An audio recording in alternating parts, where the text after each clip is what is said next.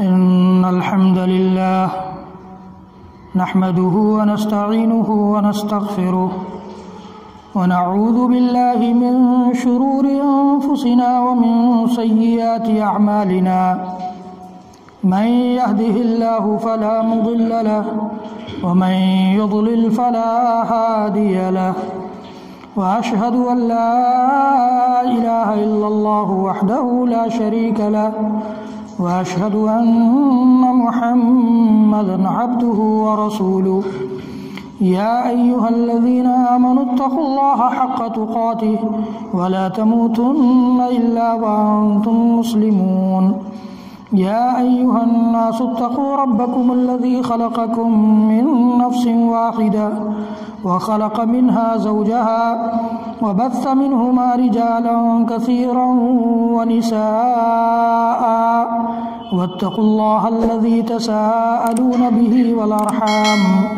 إن الله كان عليكم رقيبا يا أيها الذين آمنوا اتقوا الله وقولوا قولا سديدا يصلح لكم أعمالكم ويغفر لكم ذنوبكم ومن يطع الله ورسوله فقد فاز فوزا عظيما أما بعد فإن أصدق الحديث كتاب الله تعالى وأحسن الهدي هدي محمد صلى الله تعالى عليه وآله وسلم وشر الأمور محدثاتها وكل محدثة بدعة وكل بدعة ضلالة وكل ضلالة في النار. أعوذ بالله السميع العليم من الشيطان الرجيم. وَلَقَدْ خَلَقْنَا الْإِنسَانَ وَنَعْلَمُ مَا تُوَسْوِسُ بِهِ نَفْسُهُ وَنَحْنُ أَقْرَبُ إِلَيْهِ مِنْ حَبْلِ الْوَرِيدِ إِذْ يَتَلَقَّى الْمُتَلَقِّيَانِ عَنِ الْيَمِينِ وَعَنِ الشِّمَالِ قَعِيدٌ مَا يَلْفِظُ مِنْ قَوْلٍ إِلَّا لَدَيْهِ رَقِيبٌ عَتِيدٌ وَجَاءَتْ سَكْرَةُ الْمَوْتِ بِالْحَقِّ ذَلِكَ مَا كُنْتَ مِنْهُ تَحِيدُ وَنُفِخَ فِي الصُّورِ ذَلِكَ يوم الوعيد وجاءت كل نفس معها سائق وشهيد لقد كنت في غفلة من هذا فكشفنا عنك غطاءك فبصرك اليوم حديد وقال قرينه هذا ما لدي عتيد ألقيا في جهنم كل كفار عنيد مناع للخير معتد مريب الذي جعل مع الله إلها آخر فألقياه في العذاب الشديد قال قرينه ربنا ما طغيته ولكن كان في ضلال بعيد قال لا تختصموا لدي وقد قدمت إليكم بالوعيد ما يبدل القول لدي وما أنا بظلام للعبيد. وقال تعالى في موضع آخر والذين اتخذوا مسجدا ضرارا وكفرا وتفريقا بين المؤمنين وإرصادا لمن حارب الله ورسوله من قبل وليحلفن إن أردنا إلا الحسنى والله يشهد إنهم لكاذبون لا تقم فيه أبدا لمسجد أسس على التقوى من أول يوم أحق أن تقوم فيه رجال يحبون أن يطهروا والله يحب المطهرين. أفمن أسس بنيانه على تقوى من الله ورضوان خير أم من أسس بنيانه على شفا جرف فانهار به في نار جهنم والله لا يهدي القوم الظالمين. لا يزال بنيانهم الذي بنوا ريبة في قلوبهم إلا أن تقطع قلوبهم والله عليم حكيم. بزرگوں اور دوستو، ملت اسلامیہ کے نوجوانوں، گفتگو خطبے کے سلسلے میں چل رہی ہے اسلامی سماج اور مسلم معاشرے میں مسجدوں کا رول کیا ہے، مسجدوں کا کردار کیا ہے، اور مسجدوں کی اس قدر ضرورت کے باوجود مسلم سماج مسجدوں سے کس قدر دور ہے۔ مسجدیں ہماری اعتقادی رہنمائی بھی کرتی ہیں، عملی رہنمائی بھی کرتی ہیں، اخلاقی رہنمائی بھی کرتی ہیں، سماجی رہنمائی بھی کرتی ہیں، اجتماعی اور انفرادی ہر قسم کی رہنمائیاں مسجدوں سے ہوتی ہیں۔ پچھلے 2-3 خطبوں میں آپ نے یہی جانا ہے کہ اللہ کے نبی صلی اللہ تعالیٰ علیہ وآلہ وسلم نے مدرسے اور اسکول کی جگہ پر بھی اور پریکٹیکل لائف میں کیا کن کن چیزوں کی ضرورت ہوتی ہے، ان ضرورتوں کو پوری کرنے کے لیے بھی مسجدوں کا استعمال کیا ہے۔ چنانچہ میں نے اس ضمن میں آپ کو بتایا تھا کہ اماں عائشہ صدیقہ رضی اللہ تعالیٰ عنہ اللہ کے نبی صلی اللہ علیہ وسلم کے پیچھے کھڑی ہو کر جھانکتی تھیں جب صحابہ کرام مسجدوں میں ٹریننگ لیتے تھے، جنگ کے لیے، جنگ کی تیاری کرتے تھے تو مسجد میں ہوتا تھا۔ ثمامہ بن اسال رضی اللہ تعالیٰ عنہ کا واقعہ آپ کو معلوم ہے کہ وہ جب یمن سے قید کر کے لائے گئے تو ان کو مسجد نبوی کے ایک پلر سے باندھ دیا گیا اور 3 دنوں تک وہیں باندھے رہے۔ ایسا نہیں ہے کہ بغیر کھائے پیے یا بغیر کوئی اخلاقی گفتگو کہ اللہ کے نبی صلی اللہ علیہ وسلم تینوں دن آ کر پوچھتے تھے کہ ثمامہ تمہارا کیا حال ہے، تمہارے دل و دماغ میں اب تک کوئی تبدیلی آئی یا نہیں۔ اور تیسرے دن پھر انہوں نے اجازت مانگی اور کہا کہ اللہ کے رسول میں آپ کے ہاتھ پر بیعت کرنا چاہتا ہوں۔ ثمامہ بن اسال کی بہت زیادہ تعلقات اللہ کے نبی صلی اللہ علیہ وسلم کے ساتھ نہیں تھے۔ اللہ کے نبی صلی اللہ علیہ وسلم کے ساتھ انہوں نے بہت لمبی زندگی نہیں گزاری تھی، لیکن انہی 3 دنوں میں ان کے اندر ایسی تبدیلی آئی کہ وہ خود اسٹیٹمنٹ دیتے ہیں اسلام لانے کے بعد کہ میرے نزدیک سب سے برا چہرہ اگر کوئی تھا تو محمد رسول اللہ کا چہرہ تھا، میرے نزدیک سب سے بری جگہ کوئی تھی تو وہ مدینہ کی جگہ تھی، اور اشہد ان لا الہ الا اللہ و اشہد ان محمدًا عبدہ و رسولہ کا کلمہ پڑھنا ہے کہ اب میرے نزدیک سب دنیا میں سب سے زیادہ محبوب چہرہ کوئی ہے تو وہ محمد عربی صلی اللہ علیہ وسلم کا چہرہ ہے، اور سب سے محبوب شہر کوئی ہے تو وہ محمد عربی صلی اللہ علیہ وسلم کا شہر ہے۔ یہ ثمامہ بن اسال کا قول ہے۔ تو اللہ کے نبی صلی اللہ علیہ وسلم نے اخلاقی مظاہرہ بھی مسجد ہی کے پلیٹ فارم سے کیا۔ اعتقادی اعلان، ایمان کو درست کرنا ہو، اسلام کو درست کرنا ہو، احسان اور اخلاص کو درست کرنا ہو، یا عمل کو درست کرنا ہو، اخلاقیات کو درست کرنا ہو، سماجیات کو درست کرنا ہو، سیاسیات کو درست کرنا ہو، جنگی اصلاحات ہوں، یہ سب اللہ کے نبی صلی اللہ علیہ وسلم نے مسجد کے پلیٹ فارم سے کیا ہے۔ کوئی الگ سے پلیٹ فارم نہیں تھا، اور اس وقت کوئی مسجد کا جھگڑا نہیں تھا کہ صدر کون بنے گا، سیکریٹری کون بنے گا اور ممبر کون بنے گا، کوئی جھگڑا نہیں تھا۔ جب مسجدوں کو لوگوں نے نماز کے لیے چھوڑا تب یہ جھگڑے آئے کہ مسجد سے کسی نہ کسی طرح سے تو تعلق رہنا چاہیے، چاہے باہر ہی سے صحیح، جس طرح سے سرکاریں بنتی ہیں سیاست میں سپورٹ سے، اسی طرح سے مسجدوں سے لوگ سپورٹ کے لیے مسجد کے باہر سے سیاسی چالیں چلنا شروع کر دیا ہمارے سماج نے، مسلم سماج نے۔ اور پھر اس کے بعد جو حالات ہیں ہمارے مسلم معاشرے کے، چاہے وہ ہندوستان میں ہو، چاہے پاکستان میں ہو، چاہے بنگلہ دیش میں، پورے بر صغیر میں یہی حال ہے۔ جہاں جہاں بھی حکومت کے ماتحت مسجدیں نہیں ہیں وہاں سب جگہ یہی حال ہے۔ اللہ کے رسول صلی اللہ علیہ وسلم نے مسجدوں کو اخلاص کے لیے، ایمانیات کے لیے، اعتقادیات کے لیے، سیاسیات کے لیے، اخلاقیات کے لیے، سماجیات کے لیے اور اجتماعیات کے لیے، انفرادیات کے لیے، سب کے لیے استعمال کیا ہے۔ معاملہ یہ ہے کہ ہم تو اللہ کے نبی صلی اللہ علیہ وسلم کی سیرت پڑھنے کی فرصت ہی نہیں پاتے ہیں۔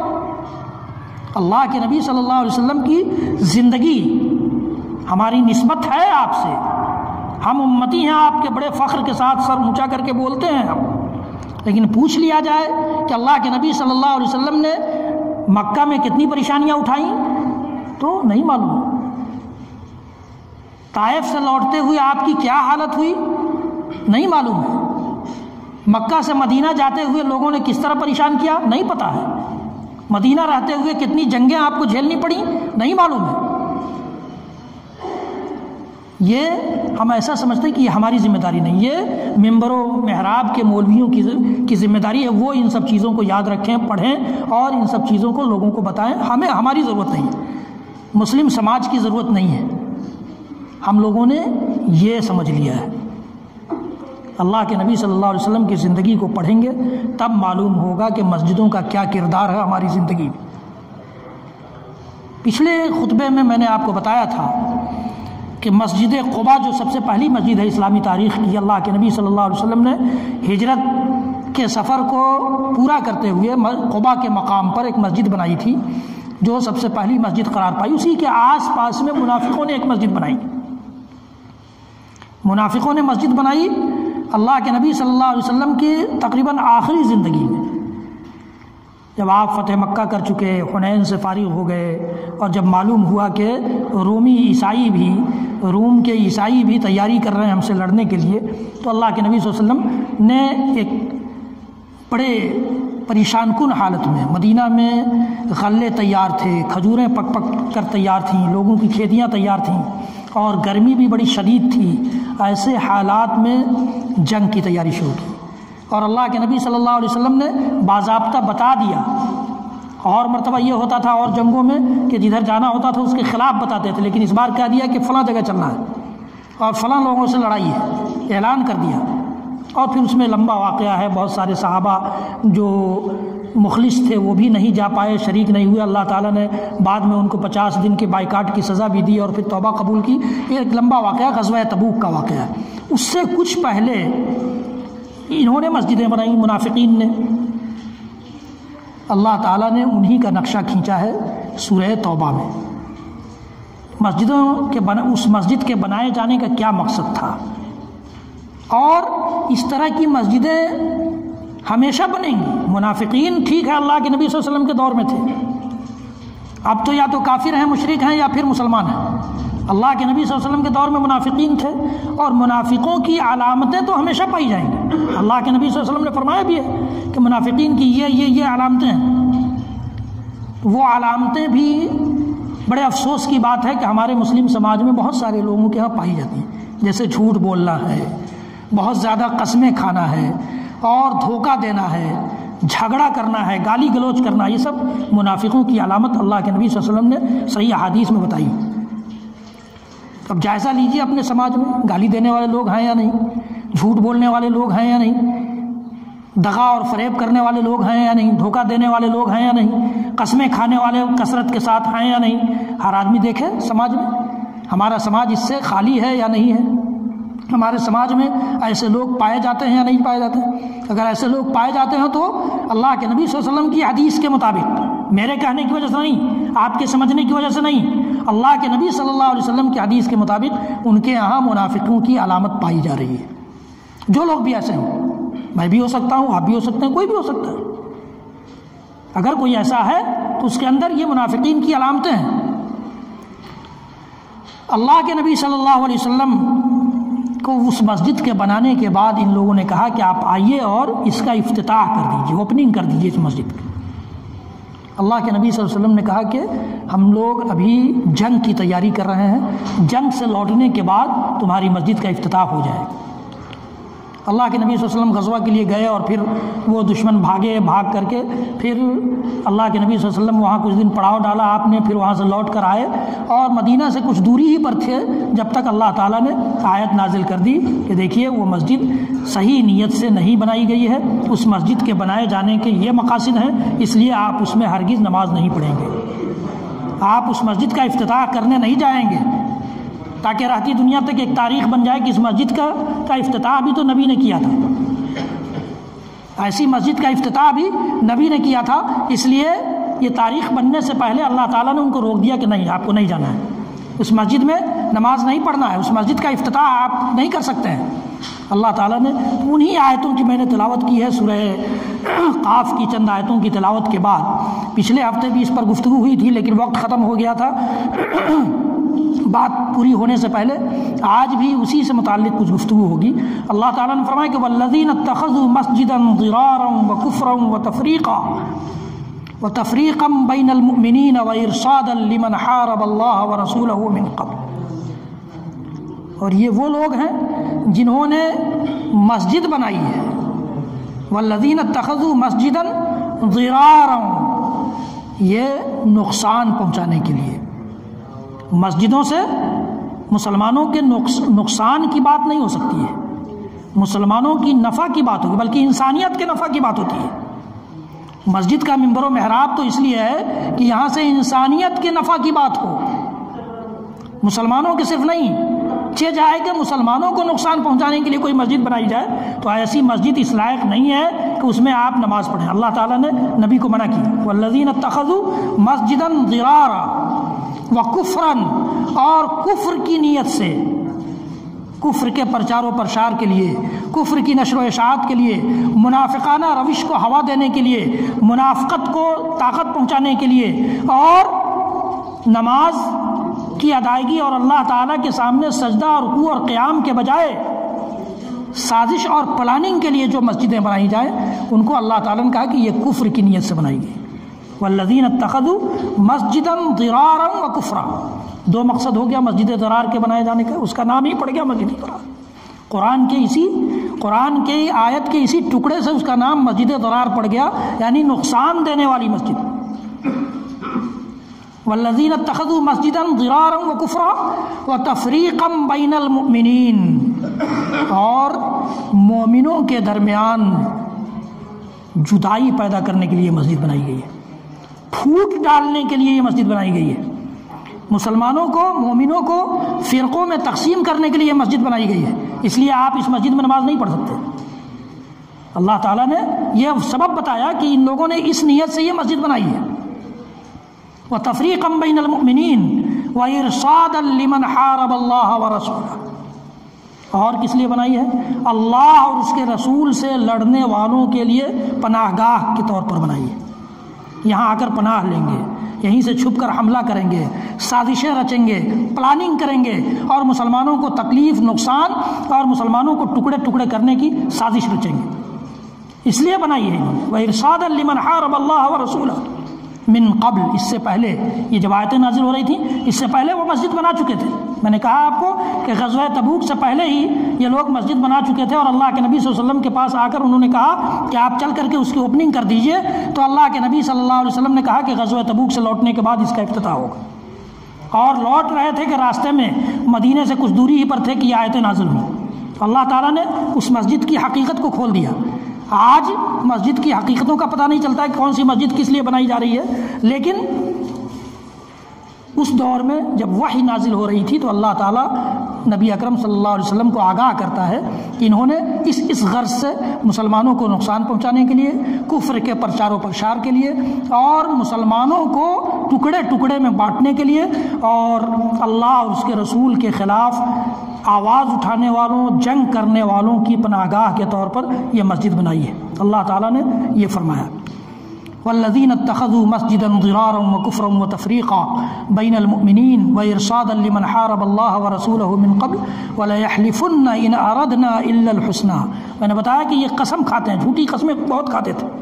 اللہ تعالیٰ نے کہا کہ یہ آپ کے پاس آ کر ضرور بضرور قسم کھا کر یہ کہیں گے کہ ہماری اس مسجد سے تعمیر سے مقصد کیا ہے؟ اچھائی مقصد ہے، ہم نے خلوص کے ساتھ اس مسجد کو تعمیر کیا ہے، ہم نے اچھائیوں کے پرچار و پرشار کے لیے، اونچی قدروں کے پرچار و پرشار کے لیے، اعتقاد اور ایمان و اخلاق کی باتیں کرنے کے لیے، اللہ اور اس کے رسول کی باتوں کے پرچار کے لیے ہم نے یہ مسجد بنائی ہے۔ آ کر قسمیں کھائیں گے، وَلَيَحْلِفُنَّ إِنْ أَرَدْنَا إِلَّا الْحُسْنَى۔ اللہ تعالیٰ نے ایک جگہ اور ان کے بارے میں فرمایا کہ اذا جاءك المنافقون قالوا نشهد انك لرسول الله والله يعلم انك لرسوله واللہ یشہد ان المنافقین لکاذبون. یہ منافقین آپ کے پاس آتے ہیں تو کیا کہتے ہیں کہ آپ اللہ کے رسول ہیں. اللہ تعالیٰ نے کہا کہ اللہ جانتا ہے کہ آپ اس کے رسول ہیں. کسی کے کہنے نہ کہنے کے آپ محتاج نہیں ہیں کہ ہم اشہد ان محمد رسول اللہ کہیں گے تو محمد صلی اللہ علیہ وسلم اللہ کے رسول بنیں گے ورنہ نہیں بنیں گے. ایسا نہیں, محتاج نہیں ہیں آپ. اللہ جانتا ہے واللہ یعلم انک لرسول واللہ یشہد ان المنافقین لکاذبون. اور اللہ اس بات کی بھی گواہی دے رہا ہے کہ منافقین جھوٹے ہیں. اپنے اس قول میں جھوٹے نہیں ہیں کہ آپ اللہ کے رسول ہیں. اللہ جانتا ہے کہ آپ اللہ کے رسول ہیں, لیکن وہ دل سے اس بات کو کہنے میں جھوٹے ہیں. وہ آپ کی رسالت کے ایمان میں جھوٹے ہیں. وہ آپ کی رسالت پر ایمان نہیں رکھتے, ظاہر میں آ کر اپنی زبان سے کہتے ہیں کہ آپ اللہ کے رسول ہیں. تو وہاں بھی وہ قسمیں کھا کر کہتے تھے. یہاں بھی وَلَا يَحْلِفُنَّ إِنْ أَرَدْنَا إِلَّا الْحُسْنَى. قرآن نے پہلے کہہ دیا کہ ضرور آپ کے پاس آ کر کہیں گے کہ قسم کھائیں گے کہ ہم نے اس مسجد کو تعمیر کر کے اچھائی کی نیت کی ہے. إِنْ أَرَدْنَا إِلَّا الْحُسْنَى وَاللَّهُ يَشْهَدُ إِنَّهُمْ لَكَاذِبُونَ. اللہ تعالیٰ نے کہا کہ اللہ تعالیٰ اس بات کی گواہی دیتا ہے کہ وہ جھوٹ بولیں گے. وہ جو قسم کھائیں گے وہ جھوٹ بولیں گے, اس لیے کہ ان کی مسجد کی تعمیر کا مقصد یہی ہے. اللہ تعالیٰ نے پہلے بتا دیا. پھر فرمایا لا تقم فیہ ابدا. نبی آپ اس میں قیام نہیں کریں گے, اس میں نماز نہیں پڑھیں گے, اس مسجد کا افتتاح نہیں کریں گے, اس مسجد کی اوپننگ میں آپ حصہ نہیں لیں گے. اللہ تعالیٰ نے فرمایا لا تقم فیہ ابدا. اور پھر ڈیٹیل بتایا کہ کون سی مسجد میں نماز پڑھی جائے, کون سی مسجد میں نہ پڑھی جائے, کس مسجد کا افتتاح کر سکتے ہیں, کس مسجد کا نہیں کر سکتے ہیں. لمسجد اسس علی التقوی من اول یوم احق ان تقوم فیہ. جس مسجد کی پہلے ہی دن بنیاد ڈالی گئی تھی تقوی پر, خلوص للہیت پر, اللہ کی وحدانیت کے لیے, محمد عربی صلی اللہ علیہ وسلم کی رسالت کے پرچار و پرشار کے لیے, وہ مسجد زیادہ حقدار ہے اس بات کی کہ آپ اس میں قیام کریں. اور یہ مسجد اس مقصد سے نہیں بنائی گئی, اس لیے لا تقم فیہ ابدا. فیہ رجال یحبون ان یتطہروا. وہاں اس مسجد میں جو لوگ نماز پڑھنے والے لوگ ہیں وہ پاکیزگی کو پسند کرتے ہیں. روحانی پاکیزگی بھی, جسمانی پاکیزگی بھی. ان کی روح بھی پاک صاف ہے, دل و دماغ بھی پاک صاف ہے, وہاں بھی خلوص للہیت ہے, اور جسمانی طور پر بھی وہ پاک صاف رہتے ہیں, طہارت پسند لوگ ہیں. یحبون ان یتطہروا واللہ یحب المطہرین. اور اللہ بھی ایسے ہی پاکیزہ لوگوں کو پسند کرتا ہے جن کا اندر بھی باہر ہی جیسا ہو, یا باہر بھی اندر جیسا ہو, دونوں صاف ستھرا ہو, دونوں اسلام کی تعلیمات سے لبریز ہو, دونوں اللہ کی وحدانیت سے بھرے ہوئے ہوں, دونوں اللہ کے نبی صلی اللہ علیہ وسلم کی نبوت و رسالت کی گواہی دیتے ہوں. روح بھی گواہی دیتی ہو اور جسم بھی گواہی دیتا ہو. دل و دماغ سے بھی وہ اللہ کی وحدانیت کے قائل ہوں, محمد عربی صلی اللہ علیہ وسلم کی رسالت کے قائل ہوں, اور زبان سے بھی اعلان کرتے ہوں اور اپنے عمل سے بھی ثابت کرتے ہوں.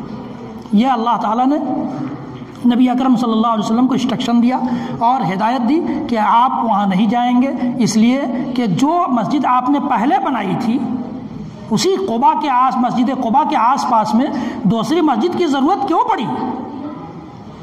جب وہاں آلریڈی مسجد ہے پھر اس مسجد کی کیا ضرورت تھی؟ اللہ تعالیٰ نے بتایا کہ اس مسجد کو اس لیے بنایا گیا ہے, اس لیے آپ اس میں نہیں جائیں. آپ نے پہلے دن جو مسجد بنائی تھی جب آپ ہجرت کا سفر مکمل کر رہے تھے, وہ مسجد تقویٰ کی بنیاد پر بنائی گئی تھی, اس میں آپ قیام کریں. چنانچہ اسی آیت کی روشنی میں اللہ کے نبی صلی اللہ علیہ وسلم ہر ہفتے جا کر وہاں 2 رکعت نماز پڑھتے تھے, اور آپ خود پڑھتے ہی تھے. امت کے لیے بھی یہ کہا دیا کہ جو مسجد قباء میں 2 رکعت نماز پڑھ لے جا کر اس کو عمرہ کے برابر ثواب ہے, عمرہ کے برابر ثواب ہے. یہ اللہ کے نبی صلی اللہ علیہ وسلم کو ہدایت دی گئی. پھر اللہ تعالیٰ نے فرمایا کہ واللہ یحب المطہرین افمن اسس بنیانہ علی تقوی من اللہ ورضوان خیر. کیا جو لوگ مسجدوں کو بناتے ہیں تقوی کی بنیاد پر اور اللہ کی رضامندی حاصل کرنے کے لیے, وہ بہتر ہے امن اسس بنیانہ علی شفا جرف نہار فانہار بہ فی نار جہنم. یا وہ لوگ بہتر ہیں جو مسجدوں کی بنیاد ایسی کھوکھلی زمین میں رکھتے ہیں جس کے اندر سے جگہ بن گئی ہو دھنسنے کی. جرف کہا جاتا ہے عربی زبان میں آپ نے دیکھا ہوگا ندی کے کنارے پانی جو کاٹ لیتا ہے اندر سے زمین کو اور اوپر سے زمین باقی مٹی باقی رہتی ہے اور اس کا کوئی ٹھکانہ نہیں کب دھنس جائے، اسی کو جرف کہا جاتا ہے عربی زبان۔ تو اللہ تعالیٰ نے کہا کہ اس جرف ایسے کنارے پر جو بنیاد ڈالی جائے گی، وہ بنیاد کتنے دیر رہے گی؟ وہ تو دھنس جائے گی، اور دھنس کر کہاں جائے گی؟ فنہار بھی فی نار جہنم، اسے لے کر جہنم کی آگ میں چلی جائے گی۔ اللہ تعالیٰ نے مسجد ضرار کی مثال یہاں دی ہے کہ مسجد ضرار کی یہی حالت ہے۔ اللہ کے نبی صلی اللہ علیہ وسلم وہاں سے لوٹے، جب مدینہ پہنچے تو آپ نے حکم دیا کہ اس مسجد کو جلا ڈالو، چنانچہ آپ کے حکم پر اس مسجد کو جلا دیا گیا۔ وہ اس قدر نقصان دہ مسجد بنائی گئی تھی۔ تو اللہ تعالیٰ نے فرمایا کہ دیکھیے، تقویٰ کی بنیاد پر، اللہ کی رضامندی کی بنیاد پر، خلوص و للہیت کی بنیاد پر جو مسجد بنائی جائے، جس مسجد کی تعمیر رکھی جائے، اس مسجد میں نماز پڑھنا، اس مسجد میں عبادتیں کرنا، اس مسجد میں حاضری دینا، اس مسجد سے تعلق رکھنا، یہ بہتر ہے۔ امن اسس بنیانہ علی شفا جرف نہار فنہار بہ فی نار جہنم، یا ایسی مسجدوں میں نماز پڑھنا، ایسی مسجدوں سے تعلق رکھنا جن مسجدوں کی بنیاد کنارے دھنسنے والے مٹی پر رکھی گئی ہو کہ وہ ان کو لے کر جہنم کی آگ میں چلی جائے۔ واللہ لا یہدی القوم الظالمین، ایسے لوگ جو اس طرح کی بنیادیں رکھتے ہیں مسجدوں کی، وہ ظالم ہیں، اللہ ایسی قوم کو ہدایت نہیں دیتا ہے۔ لا یزال بنیانہم الذی بنوا ریبۃ فی قلوبہم، ان کی یہ عمارت، انہوں نے جو مسجد بنائی تھی، ہمیشہ ان کے دل میں کچوکے مار رہی تھی، شک و شبہات پیدا کر رہے تھے، شکوک و شبہات ان کے دل میں اس کی وجہ سے پیدا ہو رہے تھے۔ الا ان تقطع قلوبہم، ہاں ان کے دل وہاں سے کٹ جائے، وہ اپنا دل وہاں سے ہٹا لے تو الگ بات ہے، ورنہ ان کے دل میں ہمیشہ شکوک و شبہات باقی رہے گا۔ اللہ تعالیٰ نے فرمایا لا یزال بنیانہم الذی بنوا ریبۃ فی قلوبہم الا ان تقطع قلوبہم واللہ علیم حکیم، اللہ جاننے والا اور حکمت والا ہے۔ تو ان آیات سے یہ معلوم ہوتا ہے کہ مسجدوں سے عام مسلمانوں کے نفع کی بات ہو،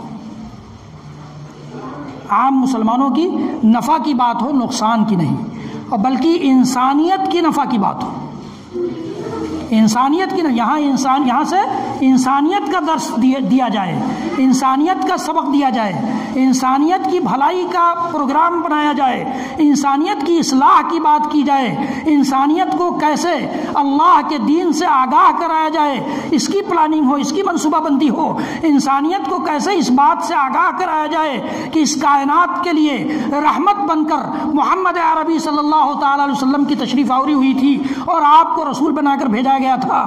انسانیت کو صحیح عقیدہ سکھلانے کی بات ہو یہاں سے، انسانیت کو سچا عمل سکھلانے کی بات ہو یہاں سے، انسانیت کو سچائی سکھلانے کی بات ہو یہاں سے، انسانیت کو نفع پہنچانے کی بات ہو یہاں سے۔ نقصان پہنچانے کی بات ہوگی تو وہ مسجد اخلاص والی مسجد، تقوی والی مسجد نہیں قرار پائے گی۔ اسی طرح سے ایمان کی بات ہو، والذین اتخذوا مسجدا ضرارا، ضرار کا اپوزٹ میں نے کہا کہ نفع والی مسجدوں کی بنیاد ڈالیے، مسجدوں سے نفع کی بات کیجیے اور ایسی مسجدوں سے تعلق رکھیے جہاں نفع کی بات ہو۔ پھر اس کے بعد اللہ تعالیٰ نے کہا کہ منافقوں کی مسجد بنانے کا مقصد کیا تھا؟ کفر کا پرچار و پرسار۔ چنانچہ ہمیں اپنی مسجدوں سے ایمان کا پرچار و پرسار کرنا ہے، ہمیں اپنی مسجدوں سے اللہ کے قرآن کا پرچار و پرسار کرنا ہے، ہمیں اپنی مسجدوں سے نبی کے فرمان کی نشر و اشاعت کرنا ہے، ہمیں اپنی مسجدوں سے صحیح دین کا پرچار و پرسار کرنا ہے۔ ایمانیات، اعتقادیات، اللہ سے متعلق چیزیں، اللہ پر ایمان سے متعلق چیزیں، اللہ نے جن چیزوں پر ایمان لانے کا حکم دیا ہے، چاہے وہ اللہ کے فرشتے ہوں، چاہے وہ اللہ کے انبیاء اور رسول ہوں، چاہے وہ اللہ کی نازل کی گئی کتابیں ہوں، چاہے وہ آخرت سے متعلق بات ہو، چاہے جنت اور جہنم سے متعلق بات ہو، ان سے متعلق جو باتیں کی جائے یہ ایمانیات کے دائرے میں آتی ہیں، ایمان کے دائرے میں آتی ہیں۔ جب ایمان کا چیپٹر آپ پڑھنا شروع کریں گے، چونکہ ہم لوگ پڑھتے نہیں ہیں، نہ قرآن پڑھنے کی ہمیں توفیق ملتی ہے اور نہ اللہ کے نبی صلی اللہ علیہ وسلم کی زندگی پڑھنے کی توفیق ملتی ہے۔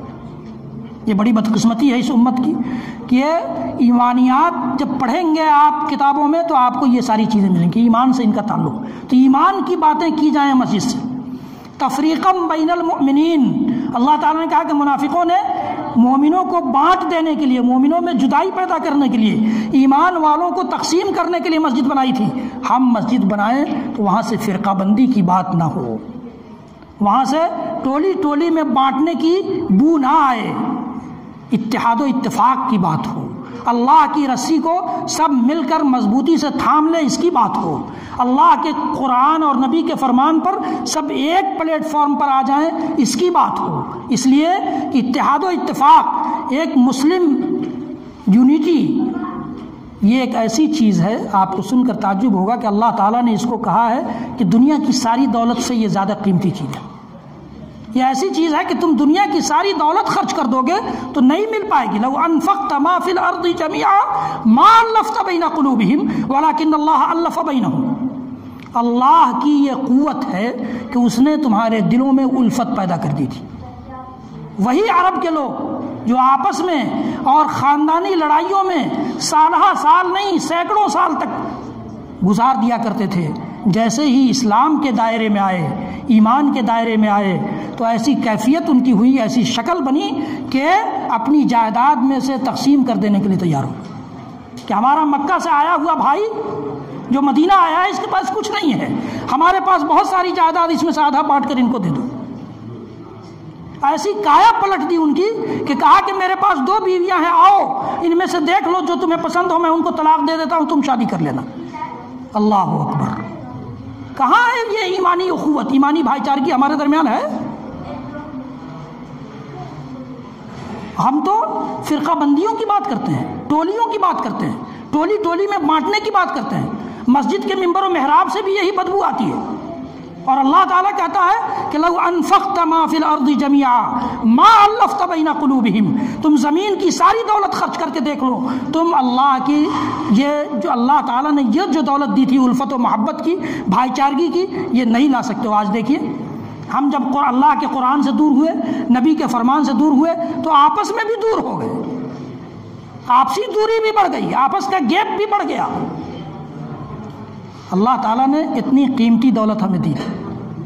وَاعْتَصِمُوا بِحَبْلِ اللَّهِ جَمِيعًا وَلَا تَفَرَّقُوا، اللہ کی رسی کو سب مل کر، ایک بھی فرد امت محمدیہ کا الگ نہ ہو، سب مل کر رسی اللہ کی رسی کو مضبوطی سے تھامو اور فرقوں میں نہ بٹ جاؤ۔ وَلَا تَفَرَّقُوا وَاذْكُرُوا، اللہ تعالیٰ نے کہا وَاذْكُرُوا نِعْمَةَ اللَّهِ عَلَيْكُمْ إِذْ كُنْتُمْ أَعْدَاءً، اللہ کی نعمت کو یاد کرو، تم تو آپس میں دشمن تھے نا، تمہاری دشمنی تھی، سینکڑوں سال تک تم لڑتے رہتے تھے، خاندانی لڑائیاں تمہارے ہاں بالکل چوٹی پر تھی۔ کنتم اعداء فالف بین قلوبکم، اللہ تعالیٰ نے تمہارے دلوں کو جوڑ دیا۔ فاصبحتم بنعمتہ اخوانا، اس کے نعمت اور اس کے احسان سے تم آپس میں بھائی بھائی ہو گئے۔ ایسا بھائی بنے کہ صرف زمین نہیں بانٹا، صرف بیوی کو طلاق دینے کے لیے تیار نہیں ہوئے، جان جا رہی ہے اور کہا کہ دیکھو میرا وہ بھائی زیادہ پیاسا ہوگا، وہاں تک پانی پہنچاؤ۔ اس کے پاس پانی پہنچتا ہے تو وہ کہتا ہے نہیں میرا وہ بھائی زیادہ پیاسا ہے، اس کے پاس پانی لے جاؤ۔ اور جب وہاں پہنچتے ہیں آخری بھائی کے پاس تو وہ دم توڑ چکا ہوتا ہے پیاس سے، اور واپس آتے ہیں تو سب دم توڑ چکے ہوتے ہیں، یعنی سب انتہائی حالت میں تھے لیکن اپنے بھائی کو ترجیح دے رہے تھے۔ ایسی بھائی چارگی اللہ تعالیٰ نے تمہیں دی تھی۔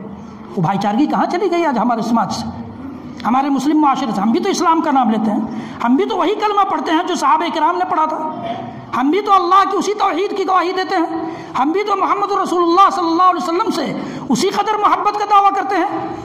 پھر یہ بھائی چارگی کہاں گئی؟ فاصبحتم بنعمتہ اخوانا وکنتم علی شفا حفرۃ من النار، تم تو جہنم کے کنارے کھڑے تھے، جہنم کے کنارے کھڑے تھے اور قریب تھے کہ جہنم کے گڈھے میں گر جاؤ۔ کنتم علی شفا فانقذکم منها، اللہ نے تمہیں بچایا تھا، اور پھر اسی گڈھے میں ہم گرنے کے لیے تیار ہیں یا گر چکے ہیں تو کہاں سے نجات ملے گی؟ اللہ تعالیٰ نے کہا کہ ان کی مسجد بنانے کا مقصد کیا تھا؟ مومنوں میں بٹوارا، مومنوں میں تقسیم۔ ایسی مسجدیں نہ بنائی جائیں، ایسی مسجدوں سے تعلق نہ رکھا جائے۔ اللہ تعالیٰ نے نبی کو منع کیا کہ ایسی مسجد میں آپ نماز نہ پڑھیں، ایسی مسجد کا افتتاح نہ کریں۔ تفریقم بین المؤمنین جس کا مقصد ہو، مسلمانوں کو بانٹ دینا مقصد ہو۔ مثال کے طور پر یہاں اس محلے میں ایک مسجد ہے، مولانا آزاد وغیرہ نے اپنی تفسیر میں لکھا ہے اس بات کو، محلے میں ایک مسجد ہے اور یہ 3 منزل کی مسجد ہے، پورے محلے والوں کے لیے کافی ہے۔ اس کے باوجود کوئی شخص آئے اور کہا کہ نہیں یہ تو فلاں مسلک کی مسجد ہے، ایک دوسری مسجد بنائی جائے جو ہمارے مسلک کی ہو، یہ مسلمانوں کو بانٹنے کی بات ہے، اور ایسے لوگوں سے ہم میں سے ہر فرد کو چوکنا رہنا پڑے گا، ایسے لوگوں سے دور رہنا پڑے گا، ایسے لوگوں کی سازش کو ناکام کرنا ہوگا۔ یہ اسی ضمن میں آتا ہے، تفریقاً بین المؤمنین۔ تو ہمارے ذہن میں اس کا کھٹکا بھی نہ کھٹکے، ورنہ کہیں ایسا نہ ہو کہ ہم بھی اسی ضمن میں آ جائیں۔ وَإِرْصَادًا لِمَنْ حَارَبَ اللَّهَ وَرَسُولَهُ مِنْ قَبْلُ، اللہ اور اس کے رسول سے محبت کرنے والوں کے لیے مسجد بنتی ہے، اللہ اور اس کے رسول کی بات کرنے والوں کے لیے مسجد بنائی جاتی ہے، اللہ اور اس کے رسول کی سیرت اور اللہ کی کتاب کو بیان کرنے کے لیے مسجدیں بنائی جاتی ہے، اللہ اور اس کے رسول پر ایمان رکھنے والوں کو پناہ دینے کے لیے مسجد بنائی جاتی ہے، اللہ اور اس کے رسول پر ایمان رکھنے والوں کے لیے یہ مسجدیں بنتی ہیں، اللہ اور اس کے رسول کے خلاف جنگ لڑنے والوں کے لیے مسجد نہیں بنتی ہے۔ انہوں نے اس لیے بنایا تھا، اللہ تعالیٰ نے کہا کہ نہیں، لا تقم فیہ ابدا۔ تو مسجدیں اس نیت سے بنائی جائیں اور اسی نیت سے مسجدوں سے تعلق بھی رکھا جائے، چونکہ ایمان ہم کو درکار ہے، ہمیں مسلمانوں کا نفع مطلوب ہے، چاہیے، اور تیسرے یہ کہ ہم مسلمانوں کو جوڑنا چاہتے ہیں، چوتھے یہ کہ اللہ اور اس کے رسول پر ایمان رکھنے والوں سے ہم محبت کرتے ہیں، اس کے لیے یہ پناہ گاہ بنے گی مسجد۔ اس نیت سے مسجدیں بنائی جائے، اسی نیت سے مسجدوں سے تعلق رکھا جائے، اسی نیت سے مسجدوں کا تعاون کیا جائے، اسی نیت سے مسجدوں کے افراد اور مسجدوں کے ذمہ داران سے تعلق رکھا جائے، مسجدوں کے اسٹاف سے تعلق رکھا جائے، اسی نیت سے مسجدوں پر خرچ کیا جائے۔ اللہ رب العالمین ہمیں اور آپ کو وہی ثواب دے گا جو مسجد قباء کی طرف اشارہ کرتے ہوئے کہا تھا کہ واللہ یحب المطہرین، اللہ تعالیٰ ایسے پاکیزہ لوگوں سے محبت کرتا ہے جو مسجد قباء سے متعلق لوگ ہیں، مسجد قباء سے متعلق لوگ ہیں۔ تقویٰ پر بنیاد جس مسجد کی پڑی ہو، اخلاص و للہیت کے لیے جو مسجد بنائی گئی ہو، اس مسجد سے تعلق رکھیں گے تو اللہ تعالیٰ ہم سے محبت کرے گا۔ اللہ رب العالمین ہم سب کو کہنے سننے سے زیادہ عمل کی توفیق بخشے۔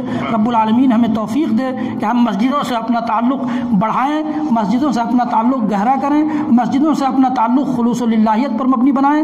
رب العالمین ہم سب کو اس بات کی توفیق دے کہ جن مسجدوں سے سازشیں ہوتی ہیں، منصوبہ بندیاں ہوتی ہیں مسلمانوں کے خلاف یا مسلمانوں کو ٹکڑے ٹکڑے کرنے کی سازش بنتی ہے، اللہ رب العالمین ان مسجد کے ذمہ داران کو بھی، ان مسجد کے ائمہ کرام کو بھی توفیق دے کہ وہ ان چیزوں سے باز آئیں اور مسلمانوں کو جوڑنے کی بات کریں، مسلمانوں میں نفرت اور مسلمانوں میں آپسی تعلقات کو بگاڑنے کی بات نہ کریں۔ رب العالمین تو اپنے خاص فضل و کرم سے ہم میں سے جو بیمار ہیں انہیں شفائے کامل عاجل نصیب فرما دے، جو صحت یاب ہیں انہیں توفیق دے کہ وہ اپنی صحت سے فائدہ اٹھاتے ہوئے وہ اپنی باقی زندگی تیری رشد و ہدایت کے مطابق اور تیری رہنمائی کے مطابق گزار سکیں۔ رب العالمین تو اپنے خاص فضل و کرم سے ہم میں سے جو قرض دار ہیں ان کے قرضوں کی ادائیگی کا بندوبست فرما دے، ہم میں سے جو بے روزگار ہیں ان کی جائز کمائی کا بندوبست فرما دے، جو روزگار والے ہیں انہیں توفیق دے کہ وہ حلال کمائی کی فکر کریں، حرام سے بچیں۔ رب العالمین تو اپنے خاص فضل و کرم سے ہم میں سے جو روزگار والے ہیں انہیں اس بات کی بھی توفیق دے کہ وہ تیرے گھروں پر اور تیرے محتاج بندوں بندیوں پر خرچ کرنے والے بنے، تیرے دین کی نشر و اشاعت کے لیے خرچ کرنے والے بنے۔ رب العالمین ہم میں سے جو اولاد والے ہیں توفیق دے کہ وہ ان کی ایسی تربیت کر سکیں کہ ان کے بعد ان کے لیے رحمت اور مغفرت کی دعا کرنے والی اولاد ثابت ہو۔ جو اولاد والے نہیں ہیں رب العالمین تو اپنے خاص فضل و کرم سے ان کے لیے نیک اولاد کا فیصلہ فرما دے۔ رب العالمین ہم میں سے جن کے والدین زندہ ہیں توفیق دے کہ ان کی خدمت کر کے جنت کما سکیں، جن کے والدین وفات پا چکے ہیں ان کی قبروں کو نور سے بھر دے، انہیں اعلیٰ علیین جنت الفردوس میں جگہ دے دے۔ رب العالمین ہمارے بچے، ہمارے نوجوان، ہمارے بڑے جو جس جائز لائن سے جڑے ہوئے ہیں ان کے اپنے میدان میں کامیابیوں سے نواز دے۔ رب العالمین ہمارے بچوں، بچیوں، نوجوانوں، بڑوں، خواتین سب کی اصلاح فرما دے۔ رب العالمین ہمارے مردوں کو بھی بخش دے، ہماری عورتوں کو بھی بخش دے، ہمارے مردوں کو بھی بخش دے، ہماری عورتوں کو بھی بخش دے، ہمارے زندوں کو بھی بخش دے، ہمارے مردوں کو بھی بخش دے۔ رب العالمین ہم سب کو جب تک زندہ رکھ، اسلام پر زندہ رکھ، جب وفات دے ایمان پر وفات دے۔